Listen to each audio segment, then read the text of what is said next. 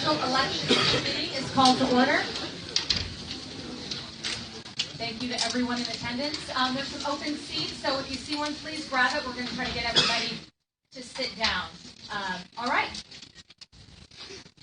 We are holding this hearing today to get information and to hear from our elected officials responsible in the preparation and execution of last Tuesday's election debacle. We are very familiar with what happened, but we're here to understand why it happened.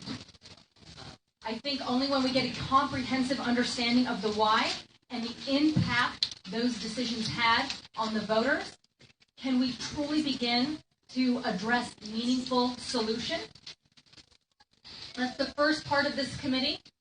The second part of this committee will be to hear from the public to get an understanding of their experience, good, bad, indifferent, positive. I really had encouraged the public to participate, and I'm overwhelmed with the participation right now. I think this is excellent, and I think it will be probably one of the most impactful parts of this committee to hear from the public what had happened, what it meant to vote, and to get a greater understanding of what they went through. With that, we have an application here where you can register in to make sure you're in the queue to speak. So for those who want to do that right now, who are in the audience, please make sure you have registered in our system. If you're having issues or problems, we do have paper forms here that you can fill out, and that also is acceptable. Just to note, when you do it online, there's an opportunity to make comments, and that will be in the public record, so I think that's important. Secretary Reagan may or may not be here, so we're going to start with Helen Purcell, and if when she gets here, we'll move right to her as our second speaker. So our first speaker will be Helen Purcell. Madam Chair? Yes. Sorry. I know that you want to get some of the testimony here, and I know we have a lot of people who want to speak after that, but is it at all possible to hear from some of the people and their experiences before we have some of this testimony, at least some of them, because these are folks who stood in line for...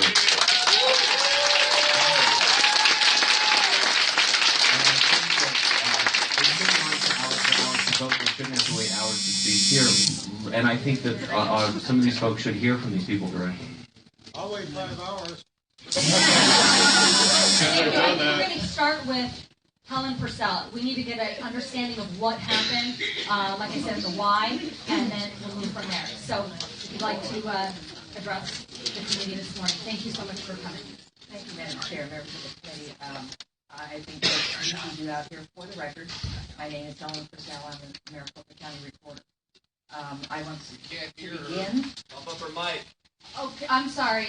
There's some people in the audience who can't speak. If you just come a little bit closer to the microphone, that'd be terrific. Thank you. I want to begin by, again, apologizing for what took place on March 22nd, for the long lines, for the inconvenience of our voters. As I said before, I am deeply sorry. It was my responsibility to put this election on in Maricopa County, and we obviously made some mistakes. And I want to apologize to not only the members of this committee, the members of the public who are present, and those who might be listening. As I said in the past, I am deeply sorry.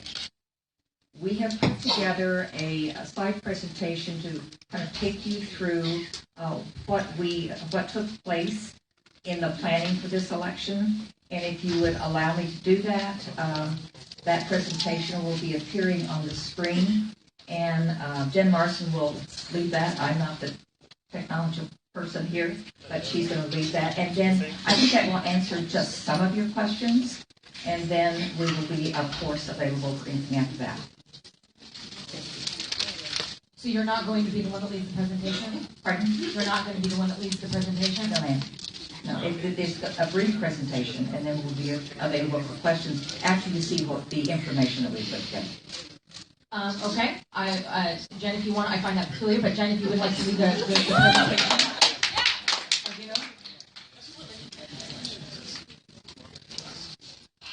Can I move this microphone down here a little bit? Go ahead. Make adjustments if you need to. I don't know whose that is. I'm sorry. Okay. For the record, my name is Jennifer Marson. I'm the Executive Director with the Arizona Association of Counties, and we are going to go through a brief presentation to go over kind of the overview of the different areas that you had on the agenda that you wanted to address in terms of Maricopa County. Before we get into that, you would also ask me to talk a little bit about counties in general, since I'm with the Association of Counties. You know what the Maricopa County? Go ahead. I'm sorry. Let's make sure we aren't interrupting from the audience. I appreciate people have comments, but let's keep them to ourselves. We have a speaker here at the podium. Thank you. So first off, I'd like to thank the Secretary of State's office, all of the county elections departments, motor vehicle division. They've all been great in helping us process through this election, in particular the provisional ballots that have been counted and are still being counted right now. We don't have data from all of the counties right now because we are only 6 days out and we are still processing provisional ballots in, I believe, all of our counties still. Turnout seems to be relatively on par with 2008 and 2012. Slight differences, but we're right around the 50% mark in terms of turnout, and that's traditionally mostly among both parties as well. We did have vote centers, obviously, here in Maricopa County. We had them in Yavapai, Cochise, Yuma, and Graham County as well. In 14 of our counties, we did not have this issue. It was a significant problem, and it was a significant problem in Maricopa County. But I don't want anyone to think that this was a statewide issue. It was Maricopa County specific. Arizona and Maricopa County in particular have a history of successful elections. We would consider this an anomaly, a big one, no doubt.